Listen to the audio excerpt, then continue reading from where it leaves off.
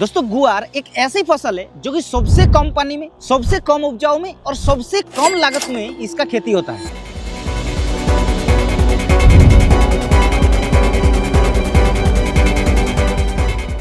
पूरे भारत में अगर बात की जाए तो हर एरिया में इसका सब्जी बनता है, लेकिन पूरे वर्ल्ड की अगर प्रोडक्शन की बात की जाए तो 80% प्रोडक्शन हमारे इंडिया से होता है और इसलिए इसमें बहुत ही अच्छा रेट मिलता है बाजार में। लेकिन गुआर की खेती में कुछ छोटे छोटे पॉइंट है जिसको अगर आप लोग सही से ध्यान नहीं रखते हैं तो आपका गुआर की खेती से नुकसान की सामना करना पड़ सकता है। तो चलिए आज आप लोगों को गुआर की खेती कब करना है, कैसे करना है, कौन सी मिट्टी सही है, कितना खाद देना होता है, क्या क्या रोग आता है, कितना प्रॉफिट होता है, सब आप लोगों को क्लियर कर देते हैं। चलिए तो सबसे पहले बात कर लेते हैं गुआर फल्ली की खेती अगर हम लोगों को करना है तो कौन सी समय इसका खेती करना है। देखिए गुआर की खेती अगर आप लोग करते हैं तो साल में इसका 2 ही बार खेती किया जाता है। एक तो जेठ सीजन में यानी कि फरवरी की 15 तारीख से लेकर के मार्च के पूरे मार्च तक आप लोग कर सकते हैं, और एक आता है दोस्तों जेठ सीजन में यानी कि मानसून की सीजन में, जून जुलाई में अगर आप लोग करते हैं तो भी आप लोग इसका खेती कर सकते हैं, लेकिन इसको सर्दियों में यानी कि रबी मौसम में आप लोगों को नहीं करना है। तो चलिए बात कर लेते हैं कि गुआर फल्ली की खेती करने के लिए कौन सी मिट्टी सही होता है।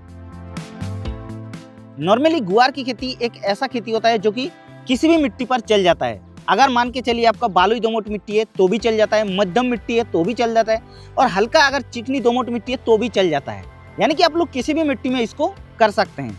बात कर लेते हैं कि गुआर फल्ली की खेती करने के लिए कौन कौन सी वेराइटी हम लोगों का अच्छा होना है।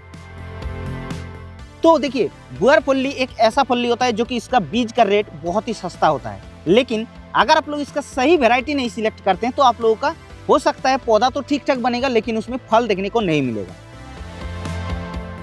तो वैरायटी आप लोगों को 4-5 हम बता दे रहे हैं, इसमें से किसी भी वैरायटी को ले सकते हैं। आप लोगों के एरिया में जो वैरायटी मिलेगा आप लोग उसी को लेकर के बुआई कर सकते हैं।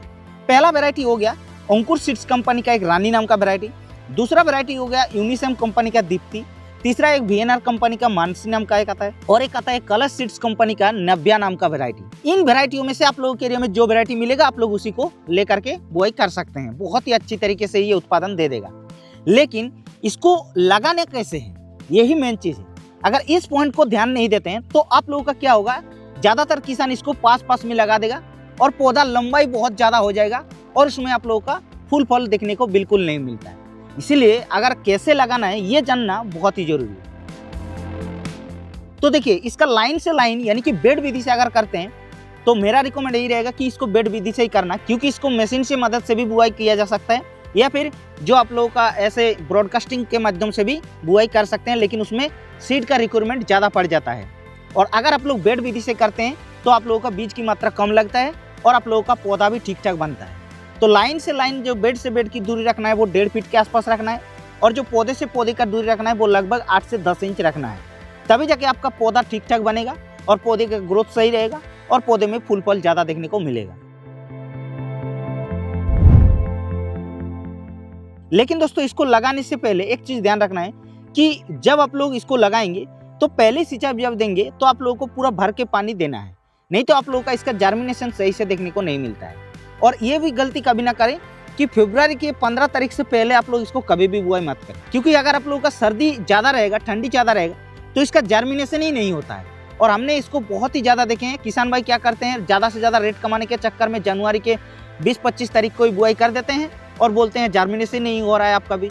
तो देखिए ये प्रॉब्लम होता है, ज़्यादा सर्दी ज़्यादा मौसम ठंडा अगर रहता है तो आपका ये जर्मिनेशन नहीं होगा, ये बार बार बता रहे हैं, इस चीज़ को ध्यान रखना है। अब बात कर लेते हैं कि बुआई तो हम लोग कर लिया, बुआई करने के बाद जो सबसे इंपॉर्टेंट पॉइंट आता है वो होता है सिंचाई के बारे में।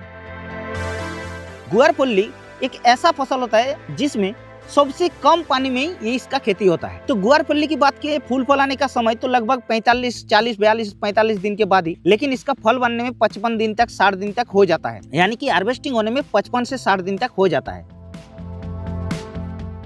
तो गुआर फल्ली में आप लोगों को सिंचाई 4 से 5 अगर मिनिमम कर देते हैं तो आप लोगों का ये ठीक ठाक आराम से पौधा बन जाएगा। अगर आप लोगों का पानी का रिक्वायरमेंट पड़ता है और सिंचाई नहीं देते हैं तो भी इसका जो टॉलरेंट क्षमता होता है, जो सहनशील क्षमता होता है वो भी ये देख लेता है। इसीलिए इसको हमने पहले ही बोला कि कम से कम पानी में इसको उगाया जा सकता है। लेकिन ये गलती कभी ना करें, अगर मान के चलिए फूल फल का स्टेज हो गया, यानी कि पौधे को बुआई करने के 40 से 45 दिन के बीच में हो गया और उस समय पानी का रिक्वायरमेंट पड़ रहा है, तो आप लोगों का पानी देना है।